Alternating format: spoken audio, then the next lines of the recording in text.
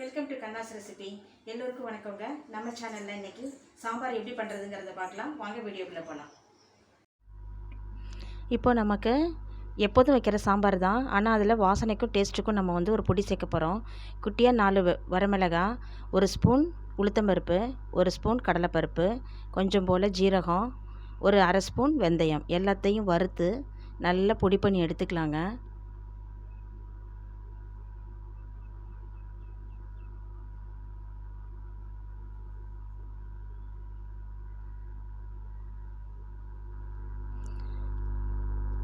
நம்ம இந்த குழம்புல மிளகாத்தூள்லாம் சேர்க்கறதுனால காரத்துக்கு சும்மா வாசனைக்கும் தான் நம்ம சேர்த்துருக்கோம் வரமிளகா.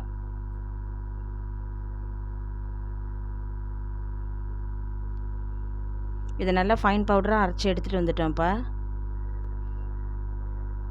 இப்போ கடாயில் எண்ணெய் ஊற்றி கடுகு, ஜீரகம், வெந்தயம் எல்லாம் போட்டு தாளிச்சிக்கலாம்.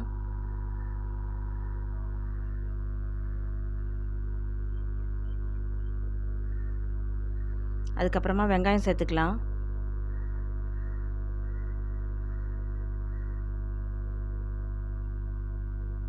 வெங்காயம் நல்லா வதங்கட்டும்.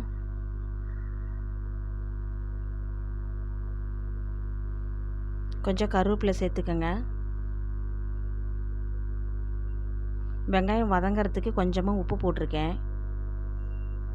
அதோடு தக்காளியும் சேர்த்து நல்லா வதக்கிக்கலாம்.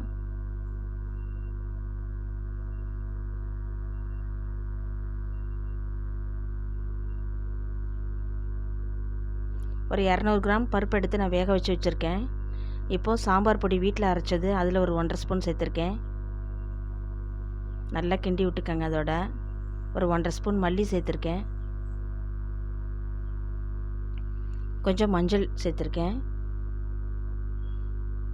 நல்லா அதெல்லாம் வதக்கி விட்டதுக்கப்புறம் கத்திரிக்காய், முருங்கைக்காய், சாம்பாருக்கு போடுற காயை நல்லா கழுவி கட் பண்ணி வச்சுருக்கேன். அதையும் சேர்த்து இதோடு வதக்கிக்கலாம்.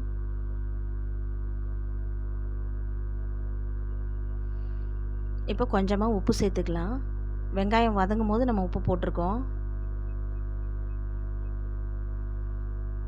அந்த பொடிகளோட மசாலாவோட நல்லா சேர்த்து வதக்கினதுக்கப்புறம் நம்ம வேக வச்சுருக்கோம் பார்த்திங்களா, அந்த பருப்போட தண்ணி எடுத்து இதில் சேர்த்து கொஞ்சமாக தண்ணியும் சேர்த்து நம்ம வேக வச்சிடலாம். காயை மூடி போட்டு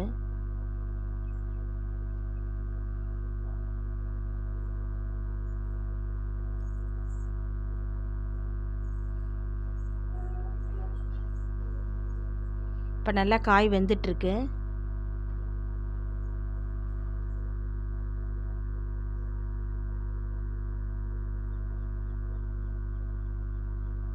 இந்த நேரத்தில் நம்ம பருப்பு அதோடு சேர்த்துடலாம்.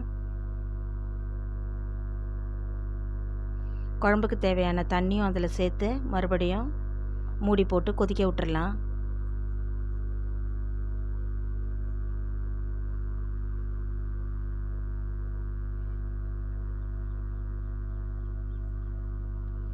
இப்போ கொஞ்சம் பெருங்காயம் சேர்த்துக்கங்க.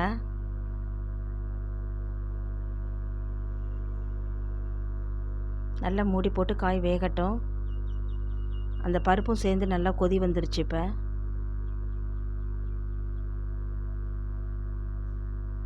காய் நல்லா வெந்துருச்சு.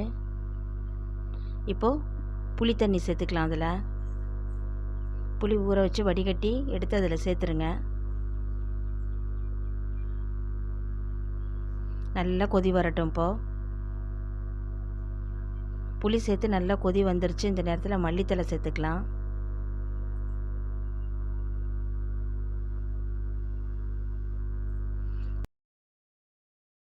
அந்த பொடியை இதோட சேர்த்துக்கலாம். சேர்த்து நல்லா ஒரு கிளறி விடுங்க.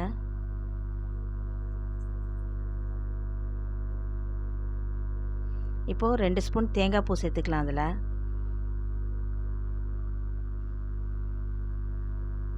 லைட்டாக ஒரு கொதி வரட்டும். அந்த பொடி ஒரு டேஸ்ட்டும் ஒரு நல்ல வாசனையும் சாம்பாருக்கு கொடுக்கும். இப்போ பாருங்கள், நம்ம சாம்பார் நல்லா ரெடி ஆகிடுச்சு. காயெல்லாம் வெந்து வந்துருச்சு. ரொம்ப ஒரு டேஸ்டியான சாம்பார் நமக்கு கிடச்சிருக்கு. இப்போ சாதத்தில் போட்டு சாப்பிட்றதுக்கு நல்லாயிருக்கும். அதுக்கு